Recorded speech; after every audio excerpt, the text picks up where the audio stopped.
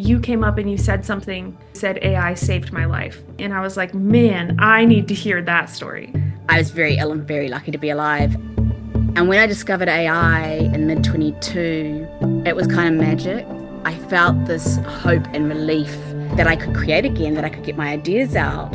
AI is a camera for the imagination, and I think that's the creative mindset. That's the whole process, is iterating, and if something doesn't work, then try another way to do it. AI saved my life because it brought back creating. Thank you so much for inviting me to have the conversation. Love Luma, and it's really great to be speaking about AI and all that it entails. Yeah. Yeah. Well, I'm excited to hear about how you started with all of this, really. You know, like how has your journey as a creator been? What got you into creating in the first place? So it is interesting. I was thinking about it the other day. I grew up with a creative family, and like every Christmas, mum and dad would give us some film, 35 mil film to take with our cameras. And so I always remember taking photographs. Like I don't even remember starting that. It was just something I always had in my life, which is so cool. And then I went on to develop black and white photos in a dark room we had in the shed when I was doing photography at school, when it was still 35 mil, not digital. And yeah, so I think having a mother that was my parents were both creative, and they exhibited together as artists. And my mum became a senior lecturer in art and design. My grandmother had the largest costume collection in New Zealand and did all this theatre and film. And I've got various other creative people in my family. So it was, so I came from a creative family, so it felt very natural to continue creating. It always felt like something that I would do. And in our holidays, mum would teach us things like, watercolor, sky gradations, or screen printing, or various different things that we would, or pop-up mechanisms. She did pop-up books as well. So I think I've always created and always had a desire to create, if that makes sense. And then when I went through school, I did photography and painting, I think, were the options at school. And then went to art school at Elam and studied interdisciplinary, which it was actually called intermedia, which is actually a Fluxus term, and it's basically sort of between medias. So we did anything that was time-based, so video installation, film, performance, sound, all of those kinds of things. And yeah, so at high school when I did photography, I actually got top in New Zealand for my final year at school, high school photography board, which was really cool, really nice acknowledgement. Wasn't expecting it at all, so that was really nice. And then at art school, I really enjoyed learning lots of different things, and so I was creating video art really in the 90s. So it's really interesting that it's almost come full circle. People used to be like, "What are you studying? What does it mean? Why?" And now with all of our new technology, it's really relevant in terms of how we use different medias to get ideas across, how we cross medias, and how we kind of exist between medias a lot of the time, and you can translate one from the other. This is something we talk about all the time at Luma too, is just like, what does it mean to be an artist? Mm. Is it the tools that you're using? Is it the idea? Is it the creator? What does it mean to be an artist? Is Um, it the practice? yes, yeah, the practice. So, can you elaborate on that a little bit? What do you think it means? Yeah. And the difference between marrying your tools and being able to fluctuate between all these different tools to use to create. Yeah, it's interesting, isn't it? Was it somebody said art is life, life is art, art is life. I never separated. I said that. And I kind of think in a way I do that as well. Like it's always been intrinsically linked creating and my journey as a creator, if that makes sense. I've taken a daily photo every day since 1997 that I've been in. So I Have you think it's the really? longest running. What? Have you really? That is crazy. Okay. That is so cool. Ugh. So I think it's as far as I understand, it's the longest running daily photo self-portrait project. And 10 years was on film, and then I went digital. And I haven't gone AI yet, but maybe at some point I'll go AI. Um, and so started off as my final year art school project, and then it sort of just became this lifelong thing that I am doing. And some of them are very artistic and very kind of inhabiting a style or a kind of idea, and some are very everyday and documentary. And so it really kind of follows my journey as a creator. And when I traveled the world and did commercials and things like that, I also took my photographs. So I've got photographs looking out at the world, and I've got photographs looking in. So that's something at some point I want to work with. AI. At the moment, I need to digitize a lot of them, and so I'm working on that progress on that stage of things. And I always really love experimenting with new media and technology and using their unique forms to inform the storytelling. So, like, when each tool gives you a different language, and I was talking to somebody about this the other day that when we first started filmmaking, people shot as if it was a stage theatre show that they were filming. And then we developed a film language of how we move the camera and choreograph it and how it interacts with what you're filming rather than just filming it. And AI's kind of like that. Like I've seen, like the Coca-Cola ad was doing something that was something that was mimicking what you do on film. And it's quite interesting because yes, you can do that, but you can also do things that you've never even imagined being able to do before in shots that are impossible to get. And that also excites me as well. After art school, I worked in the industry for a while doing various different things and also creating short films and getting funding. And then after that, I got into music videos and then got approached to do commercials. And I did that for 10 or 15 years and traveled the world shooting commercials. So I went all over the globe really, and I lived in London for a few years and was doing that at quite a high level. And it's a really great place to learn and to really up your game as a filmmaker and as a concept creator because you have to conceive of these ideas. Talk to your clients about it and then also your crew and then make something happen. So it's a real fast track of getting your idea out, communicating it to other people, and then making it come on screen. And with AI, I feel like I'm collaborating with the AI rather than the heads of department. So I still get surprising things back, like I might with a human. Like you might brief the art director, and then they might come up with something completely different but brilliant for the idea.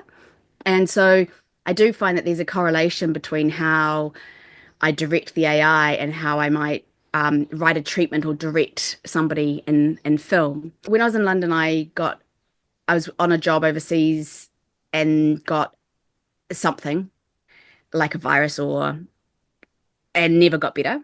And then I got dropped on my head and then never got better. So um these two things were in 2011 and I kept shooting and traveling the world for quite some time doing that, but I just got iller and iller and it it turns out it's like a post-viral thing crossed with the majority of it's probably a post-concussion syndrome. And so I spend 95% of my time in bed. I have a lot of fatigue and pain, and I find it hard to be upright for, I can only do this for a limited time, um, and my energy is very low. So that's been going on for over 10 years now that it's and probably the last six has been that chronic. Um, so I stopped being able to create and be on set and shoot. I stopped being able to have the because it's a high energy job as it is. It's very you've got to be on the whole time. I was working 16, 18-hour days, 6 days a week for 6 months at a time and just like it's just very intense and then to have something that is this chronic quite severe illness at my worst I literally was crawling to the bathroom and could hardly move or speak. So was I this is mid 22 and I was in a group of people chatting that were part of a NFT AI 10,000 project. And somebody discovered like that I could text that you could do AI on your phone and that I could start to create images on my phone while I was lying down, while I had those extreme symptoms. So I had one eye open and texting, and I could get a beautiful image back. And I just felt this incredible sense of, I realized what it meant to me, and I could see the future, like not see the future. What I meant is I could see a way that I could create again. Because like the camera's too heavy to take photos. I can't really go anywhere except on my scooter, and I don't, it's too much energy. So I needed something that I could still get the huge ideas that are in my head out, but that actually enabled me to create in my situation. And I thought that that was kind of incredible because normally when you're in a darkened room with an eye mask by yourself because it's too intense to even have people in the room, you can't advocate for yourself, you can't explain your experience. It's very hard to get that across. And it was I from that day on, I've created almost every day since with AI, and that was with stills. But then the video AI started coming out, and like as I said, AI has saved my life, and it's giving me a bit of joie de vie back, and a whole crowd of amazing AI artists and supporters, and fantastic teams like at Luma that kind of really support artists to create at their best level. So. Um, Yeah, go AI for enabling people. I'm not alone in that. I've met quite a few people that have had different disabilities that have found AI has just really enabled them to create as they want to. Wow. I am blown away right now, I have to say. And I had no idea that you had like a filmmaking background. Um, and Ah, yes, no, of 25 years of film and photography, mostly film. Yeah. yeah, that's it. Okay, that's my background. So, so Oh, it's, incredible. it's crazy how, like I know how intense that is on set and how demanding, and I can't imagine what that must have felt like to lose the ability to be a part of that hustle and bustle, and I almost like want to go back and just ask you, like just just like that journey a little bit more, in Mhm. detail. What did that feel like to initially lose that? Um, Yeah, it was heartbreaking. That was probably one of the most heartbreaking things of being like, there's quite a lot of heartbreaking things about being severely ill. mhm. A lot of it is misunderstanding from other people that don't get it. And there's this, I guess creating is kind of everybody lives life differently. I've lived a creative life and that's part of who I am. And I sort of, it's not that I need it to exist because obviously it's not an essential food or water, but to live kind of a life where you feel like you've got some not some say over it, but some kind of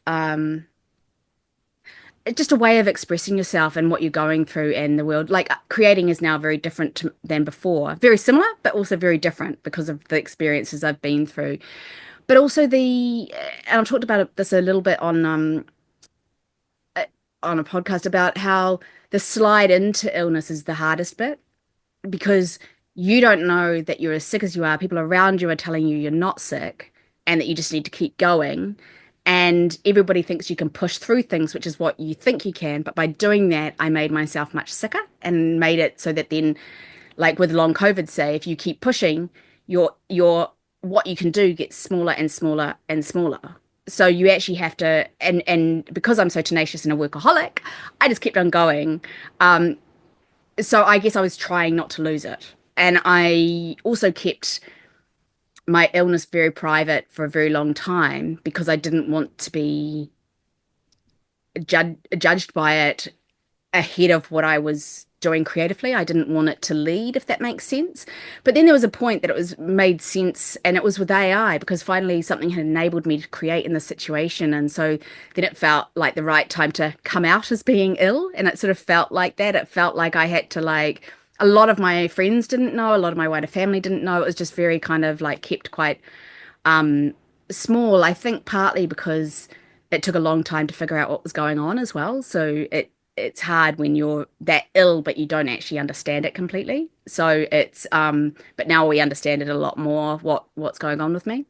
So yeah, it was there was a lot of I've just decided that I'm calling it life grief because it's not grief that somebody's gone, but it's grief that the life that I had and thought that I would have has gone. And it took quite a long time to get through that and kind of do a bit of radical acceptance to kind of go, well, what can I do in this situation and how can I lead a good life? And what are the things that are fantastic? I live in a lovely garden studio in New Zealand. That's cool. That's great. I now can create with AI from bed and exhibit all over the world. That's cool. So it's just finding those ways to express yourself. I feel very lucky that I connected with AI when I did, and it was when I was very, very ill. And since having done it, I think it has helped me on a lot of levels. It's helped me not be so isolated because there's such great communities of people online, and this I had a backlog of a whole lot of ideas, I realized. And it was like when I was at art school in the first year, I felt like you sort of turn the faucet on and get all the ideas out so that then you can get the really good idea. And I kind of found like that with AI, like I created 100,000 images just instantly to just get lots of ideas out. And then I kind of honed my themes and what I wanted to say and what was important to me and sort of refound my voice, even though I've had a strong kind of artistic voice right the way through. I hadn't created for a while, and it's like, well, and I've also been through this very full-on heavy experience. So what is it now that I want to create, and what do I want to say? And so, I've been creating with AI maybe since the mid 22, so I guess 2 years, 2 years, just over two Right there years. from the beginning of it pretty much Yeah, coming to a usable place, right? That's yeah, totally, totally. Like there was AI before that, but it was that was when it started to become that you could use it on your phone and that there was more accessibility values to it. I can do some AI on my computer now, so I set up to do some of my animation work. Like I then worked with Deforum and on Auto 1111 and did animation on that. It's quite technical, but I quite like that technical mix with the visual mix. And then that was before the video models like Luma had come along. So um, and I just figured out how to do like getting a still image and getting that to animate when then like Midjourney or Runway came up with, oh, you can now animate your images. So I just figured out how to do that with Deforum and like custom animation to keep that original image because it kept on disappearing quite quickly and then kind of try and animate it. Um, but the great thing about video models now is that you can iterate on an idea, a concept very quickly. You can refine it and you can perfect it and you can work on it for a very long time, but you can get a concept out and see if it's going to work. And I think that is a really powerful thing because then you can iterate on ideas until the really strong ones come through as well. Like the idea of curating the ideas. I've got so much work that I really love, but it doesn't belong necessarily in a curated collection. So it's not necessarily something I've shown. And so I think the whole idea of curating the AI is also a huge part of this process. It's kind of like, I guess, photo editing or traditional editing, but you've often got a lot more than you might have in a traditional way. Like, say, when we went to shoot digital rather than film, we'd have more footage because when we were shooting on film, we'd be stop, start, and be kind of more stingy with the footage because it costs so much. Whereas video, it doesn't cost as much, so you don't have to have that restraint. And with AI, you can kind of create a whole lot. I really love Luma for both image to video and text to video. I think they both do, and I've used them both for very different projects, and that's what I love to try. I love trying a prompt as a still and then animating it and trying a prompt straight in the video generator and seeing which one kind of speaks to me. yeah. That's do you remember how you came across Luma or Dream Machine? I was thinking about that and I was like, how did it come into my life? It feels like it's always been there. Um, I run quite a few, but I also go to quite a few Twitter spaces on or X spaces, and we all talk about AI tools and things. And I'm assuming I came across it in one of those, but I'd have to look back. A lot of things I remember exactly the moment that I came across it, but yeah, it's really interesting. But I remember being very excited at the time and just being kind of absolutely thrilled that um, you guys were supporting artists as well. Like that was a huge part of it, that you're wanting to know what artists are needing and how they're creating, and that's super cool. Yeah. Do you, I mean, how often do you use Dream Machine? Like, would you call it one of your primary tools? Yeah, Yeah. it's one of my primary tools, and I often work in binges. Like at the moment, I'm sort of I did a huge amount, and now I'm sort of like um what's the right word? I'm in the investigation phase now, if that makes sense. So I'm sort of playing with Luma, playing with some image generators. I've got a few different ideas and I'm figuring out where they go. I had a piece that I made as soon as the first month that I got access to Luma, I went super hard and I made a video, I guess sort of like a music video. I made the music and the video, and it was a dance piece. And I absolutely, it was called it's the end of the world, but we're dancing to it, you know? And getting this idea across is just so powerful. It's just so wonderful. And that got screened actually recently at the Saatchi Gallery in London at Pivotal Digitalism, which was a show of the best of British art. I'm half British, so that's how that came in. And that was amazing. So I showed it two videos and four stills, I think, and the stills were on metal prints. So that was an incredible opportunity to show that and to really kind of demonstrate what you can do with video. And that's what excited me the most actually was the when you could do frame to frame, two different frames, and you could put a crazy transition in the middle of how they joined together. I was just like, this is it. I love it. So yeah, those key frames are really cool for storytelling and for getting dynamic movement.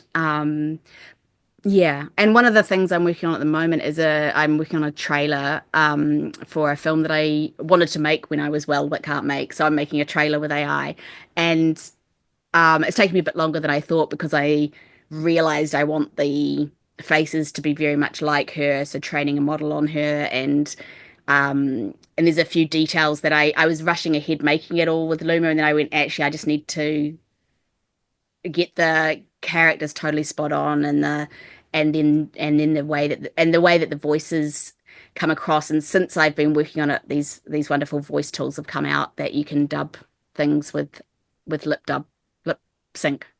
So that is very cool to do after the fact of creating the video. I know that's so fun. And I just feel like all of those things are going to improve, a- and it's going to just get wild what you can do. Um, and I I know you like Mhm. you blink and it moves. It's going at warp speed. I think too that kind of brings me to an interesting point that I want to touch on with you, which is so many people are scared, right, of the rate that it's moving at. Mhm. How do you feel as a creator having access to these types of tools? And do you feel like they're something to be scared of or something to be empowered by, I guess? Just curious. It is interesting. I think in the context of art creating, it's very different than other industries, let's say. Like I'm sure there's bad uses of AI, many, but in terms of creating, I think is very enabling. And it's not sentient yet. Um, and it's machine learning. So I don't find that I'm afraid of it. I think it is going to be bigger than the Industrial Revolution, the impact on our world. I think it's going to be huge. It kind of goes along with like us being in the age of imagination and it being about the ideas because if anybody can make anything, what are you going to make? And the same with any art, is it going to, I guess, communicate to somebody? Is it going to like, you know, Yeah, is it going to create that meaning? I love that. I almost want to go deeper in on that a little bit, like the idea of using like Dream Machine, for example, to ideate, to brainstorm. Mm. Can you talk a little bit about that and how you may incorporate Yeah. that into your process? Yeah. Yeah, I really love, I've been brainstorming in it a bit recently actually, because I've got a few kind of half ideas that I haven't quite resolved or that I want to develop. And so I've just been trying different prompts in there, not with necessarily a final desired end, but to learn more about the prompting and to see where it kind of leads. So sometimes I do very short prompts, sometimes I do very long prompts. I have found that I quite like putting in kind of a big idea and seeing what it does with it, and like a big concept, and then kind of going, what are you going to do with this? Like how a log line works for film, it's a very short sentence. It's got all the ingredients in it. For a long time, I didn't really understand them, even though I worked in film for a long time. What I mean by understand them is that they actually have kind of got the character's worst or best flaw, the main character, where, when and where it's set, and what it's really about and the theme, all within one little clever sentence. And so you can kind of do a similar thing with AI where you kind of give it the overall big concept and see what it does with it. Or you can go the other way and give it the absolute detail of what you want to see and how well it replicates it. So I go both ways and have a look at how um which way works, which way is attracting me. And then I kind of, I guess I go down that rabbit hole and see where it leads me. Yeah. So Dream Machine Yeah. now's got some really cool tools where you can do that quite quickly. Like you've got the extra the brainstorm now, and also the, just creating more of the same but in a different like a variation of them. So that's really interesting. In terms of being scared of I have come across some people like that. I was doing a talk with somebody, and the other artist that was there, a New Zealand artist, they were quite scared of it. Interestingly, they were using it, but they were wondering if people would just stop doing stuff because the AI could do it. But to me, it's a curiosity tool. Like to me, I thrive off it, and it kind of, I am always a curious person. I like to figure out the new tech. I like to dive in, see what I can do with it. Love creating, concepts or ideas. Sometimes they take me months, sometimes they take me hours. It just depends on how immediate the idea is, and also how well the AI understands your idea or how well you're communicating to the AI. And each tool, it creates something very different as well. Um, Luma is what I've used mostly for video work. I really love working with Luma. It's got a really cool imagination, if one can say an AI has got a cool imagination. The algorithms are awesome, or something like that. Right. It's yeah. It's fun. I really love the like the just the layout of it. I think is really ideal for it's like a blank slate, for creating and filling in your own ideas and just following that rabbit hole. It's like a lot of fun to use. There's, like you said, it fuels that curiosity and you kind of feel like you're on a playground a little bit. There's no rules. Yeah, Um, yeah. which is amazing because I think with filmmaking, because it's so expensive, there's so much pre-planning and there's so much pre-thought. There's not quite as much room for play, if that makes sense, on the day or something, because you've got like all these people and you've got to get it set up quite quickly and you've got to move on, and you know what I'm saying. And there is a room for play, but not as much as you might like. And with AI, it's basically however long you want your imagination to keep imagining for. And I've always wanted a machine to tap into my imagination and kind of get the idea out, knowing how painful sometimes it is a creative to get the idea out and then put it on paper and then get funding and then make it and then do the work. And then 4 years later, you've got something like, it's just this, I don't know, it's just really cool. What have surprised you or excited you the most about like working in Dream Machine? Surprised me was probably when I was making that dance piece, and it was like, it just did these very unexpected camera moves that, like, I briefed it and then it did what I asked it for, but it was things that you couldn't do in reality. So I think that's what I like is yes, you can create a film reality, but you could also create something that bends physics that doesn't isn't real. So and almost the like AI as a camera for the imagination in a lot of ways. And what I was saying before about the Coke ad being like looking like real film, I think it's interesting how we're developing an AI language. And that AI language is different than film, is different than photography. It's a different thing. And as these tools develop, the language develops along with it. So I can't wait to see what people are creating with it in the next year or two. I mean, the video models have come along a lot faster than I expected from the beginning. Like it sort of felt like this race that is happening. Like we're the plane is being built as we're using it. And that has got this exciting feeling too, because we're right at the very cutting edge of what is being able to be done with AI and the people that are in the Luma.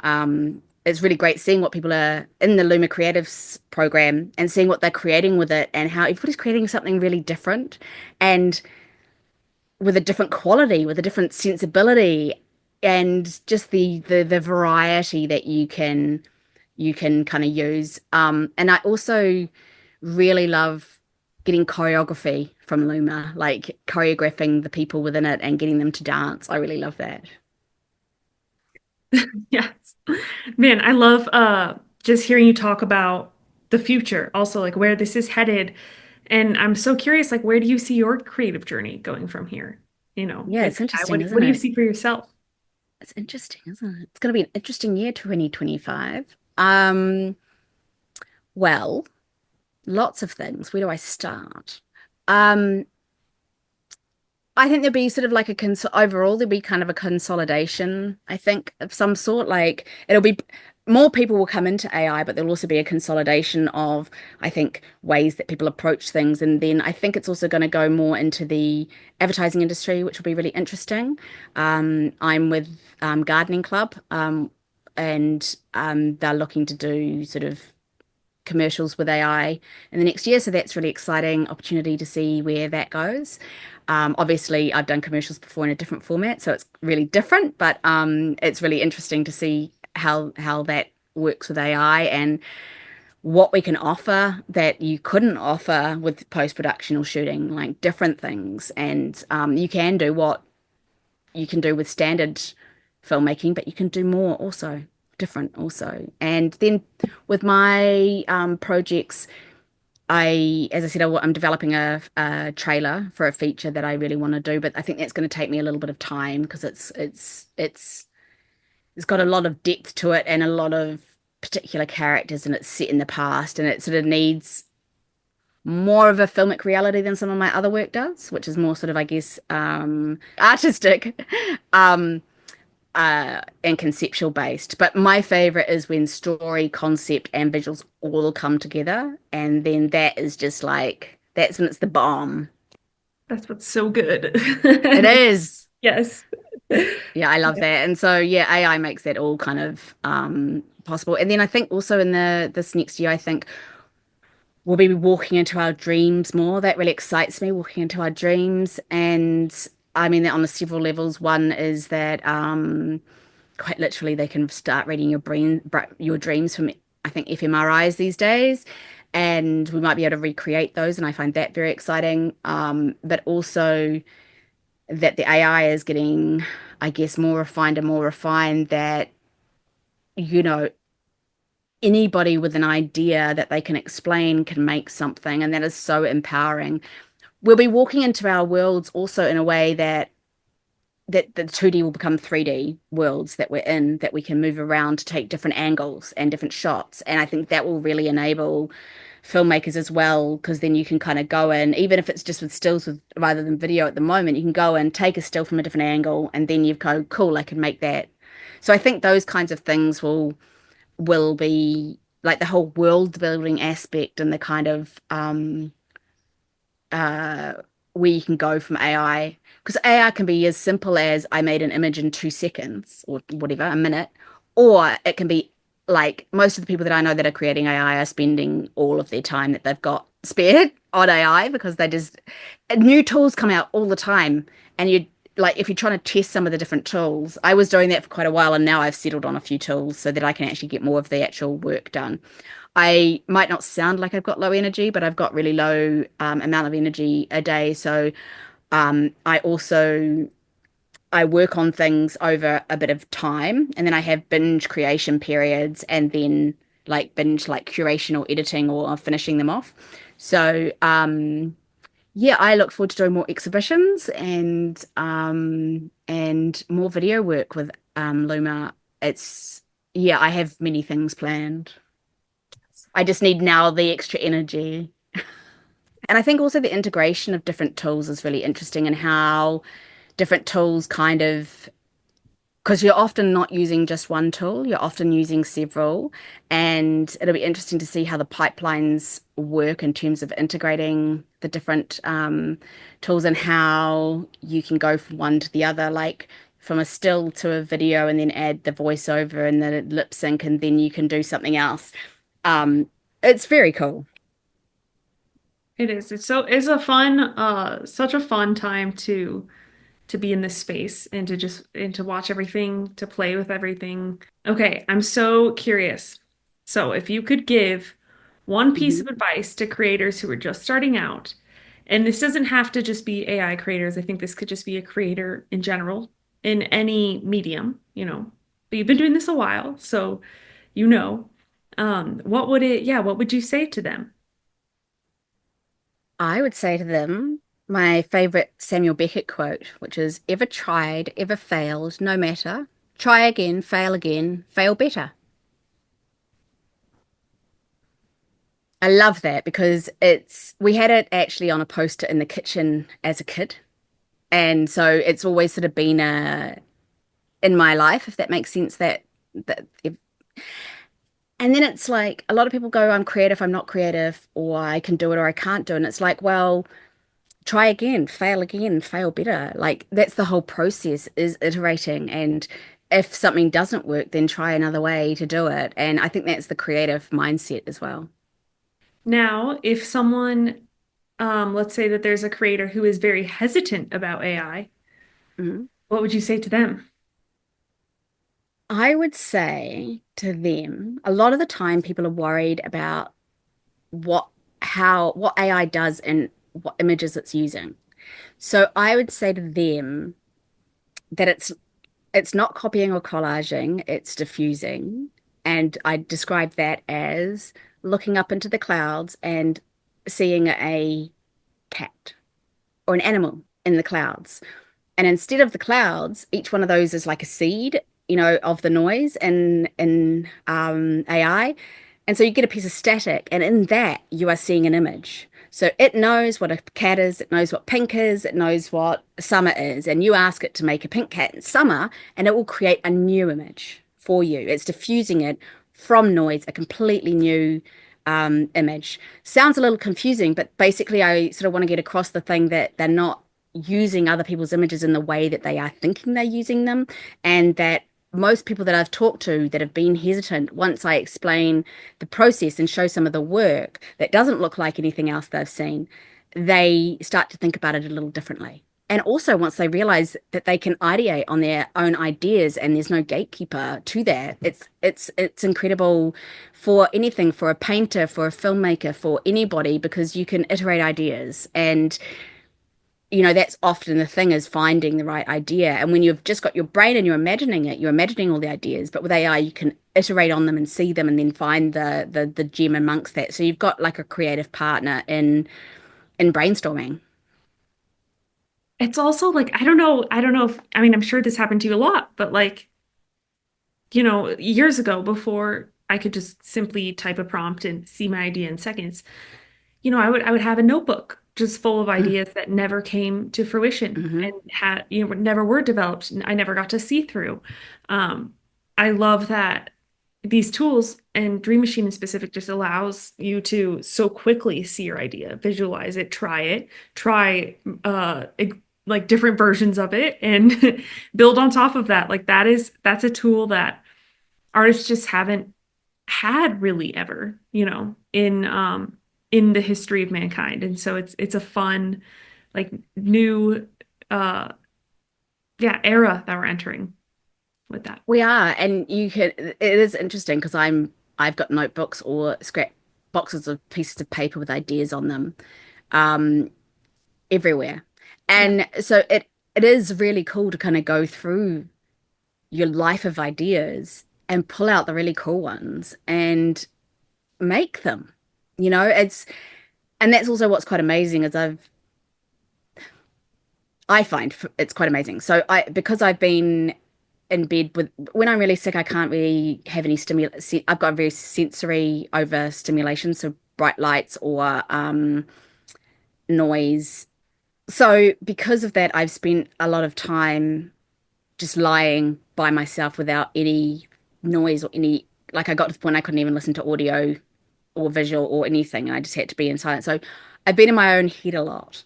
And so I've been in my own imagination a lot and resolved and thought about a lot of my ideas without taking action on them. So I feel like I've got a store of ideas and concepts to action, and it's just now having now we've got the tools. It's now making those ideas, and I don't think we're alone. I think there's people out there that have got these incredible ideas, and we'll see different creators as well. Like we'll see people that are have been creative for their whole lives, stepping into it. But some people won't want to embrace the new technology. Some people are like, no, I tell stories on film, and that's what I want to do. Um, whereas for me, it's always been like I want to get an idea and a concept or a visual across, which is the best way to do that. Is it a still? Is it a video? Is it a film? What is that idea? How does it come out, or in which different ways does it come out? For example, like back in the day in the 90s, I went into chat rooms when they'd first come out and I recorded some of the chats that we had. And then I made an audio piece about it, like in these computer voices reading it out. And then I made a slide, an audio piece, and did that at a gallery. And then I wrote a short film script and got funding and made a short film of this called Cyberkicks. And it's about like Cyberboy and Cybergirl. And it's an edited thing of the conversation that I had with this guy. And it's just quite kind of, it's just quite quirky and quite funny, but it's that idea of taking an idea and seeing where it needs to land, if that makes sense. And I haven't yet done anything with that idea in AI, but maybe I should. Be quite interesting to Cyber see kicks, what yes. they did. Yes. That's so cool. I want to see this. It's on Vimeo. On my Vimeo page, it's got my history of my archive stuff. If you ever want to see, Yes. as I mentioned, I've got to have surgery in January, and that's going to be very hard for me, seeing as I don't really even leave the house, and I find things very, very. I get post-exertional malaise, which is a symptom that not many people understand. And part of using AI is that when I was very ill, and I'm still very ill, but not. It's different by the day. It's raised awareness for chronic illness and all these people that can't advocate for themselves, that are in dark rooms, that have been for years gaslit by the medical community. It is getting better. And so the thrill of being able to go through this surgery, and then in that experience I can be creating stuff on Luma. That's so cool. Like I can, you know, tell you what the expression is like one of my early pieces, it was before Luma. I think I did it on Runway maybe. Um, and it was about a near-death experience I had in my 20s, um, when I nearly died of appendicitis, and I felt every cell coming off my body in the hospital. And I was very ill and very lucky to be alive. And so I've never been able to. That's an example. I've never been able to visualize that idea, but through prompting with AI, I got a version of it. And I'd like to make another version of it because that was one version of it, but it was such a full-on experience that and one that a few people kind of probably can identify with, that might have gone through similar experiences, and get those ideas out. So that's what I'm looking forward to, is in this January period, I'm going to be able to sort of use my phone to create AI when I can't do much else. and Wow. that's going to be exciting. That is so exciting, and I feel like that's a use people don't necessarily think about, right? When they think of creating an AI. But I mean, I can't think of a more perfect use, really. Like I know that's it's been quite surprising. People haven't thought of I've talked to a couple of people that have been in thinking around the worlds of kind of accessibility and technology, and they hadn't thought of the use case of being that ill and using your phone to create with AI. That it hadn't crossed their minds, and so it's pretty yeah, it's just amazingly enabling, and yeah. yeah. I call Can my work art for the end of the world. So I call my art for the end of the world, and that's got like a triple meaning in my mind. I sort of had thought of that term a few years ago, and my art wasn't quite that at the time, but now it feels very relevant. So it's the times we're living in. It's art for the end of the world, as in my world sort of ended and I'm having a new world, if that makes sense, in terms of my pre-illness, post-illness kind of realities. And then for the end of the world, meaning New Zealand, which is very, very far away from everywhere else. that's that makes so much sense. That's Yeah. wow, that's so cool. I so is thematically is your art all what is that? What is art for the end of the world? Yeah, exactly. I like to create metaphorical and surreal works. I guess that draw you in rather than make you turn away, that speak to the experience of chronic illness and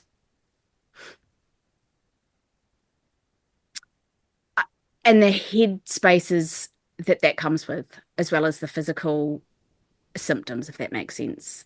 It's to do with that experience, and there is hope and joy in that, as well as kind of the bleakness of the end of the world concept and the flames and things. But like in the music video that I did, it was sort of like it's up for the end of the world, and it's the end of the world, but we're dancing through it.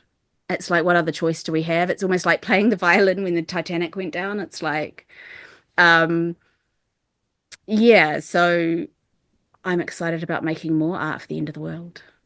Gosh, there's something so beautiful and human in that. Just that juxtaposition of kind of a bleak situation, but the playfulness of dancing through it, of uh art for the end of the world. Yeah, it just there's a specialness there. And I think what's even more cool is the contrast that that has with this idea of AI being robots. And it's like, but you're the creator and this is in your hand, and you're the one making the art. And I just can't think of like a more perfect example of the right way I to love use this that. technology. That's just really, I know I just actually can't believe it. Like it has been kind of, as I say, AI has saved my life because it's just been this incredible thing that has come into my life and given me more of a purpose and a sense of being or existing in this world that I can't kind of go out and into the external world, and so I only have my internal world, if that makes not only, but I have a lot more internal world, and so it's so fantastic to be able to express that via AI and use Luma. I mentioned metaphor before, and what I really like about metaphor is a really good one unlocks it on a emotional, intellectual, and sensory sort of triggers all at the same time. And so you do get that humanness and it evokes feelings and sparks memories. So it's about almost putting a personal experience into the universal and and making people more showing people what chronic illness might be, but also how universal the experience is as well. Kezia, your story is wild. And I'm so happy to hear, like, being in that place and then having your life totally turned around um, to who you've become now, because it's amazing. And I just hope that you can see that there was no other way. Like this is who you were meant to be. You know, this is how it was meant to end up because what you're doing is freaking amazing and so incredible and it's touching so many people and it's going to touch so many people, which is why we want to tell this story. And Thank you. yeah, you truly just it's a testament to you as an artist, to a creator and as a person. So I want you to Oh, you're really very kind and thoughtful, and I'm so thrilled if it does touch people and people do, you know, view something out of it. And I've heard quite a bit of feedback like that. And I, it's so fantastic that, you know, Luma is also supporting artists because it means that you are Luma's enabling us in another way to create, and we're using these cutting edge tools to create from our imagination in a way that we could never do before. And this future is so exciting. Like, what's going to happen in the next year? I just don't know. And then there'll be AIs of us creating art, and then there'll be like, it'll be interesting to see the role of the creator as we go forward and what that becomes. I think some people are a lot scared of that as well. Like, what is the role of the creator in that? And to me, it's about ideas and curation and refining what the AI gives you because the AI gives you lots and it's up to you. What do you like? What's your taste? What's your brand? What's your personal style and artistic vision? And what are all the elements that are meaningful to you? And like in my work, I like to put juxtaposition together to kind of get that feeling of, I guess, the bleakness and the hope at the same time in some way. Um, but no, Luma has been incredibly enabling and I look forward to creating with it more.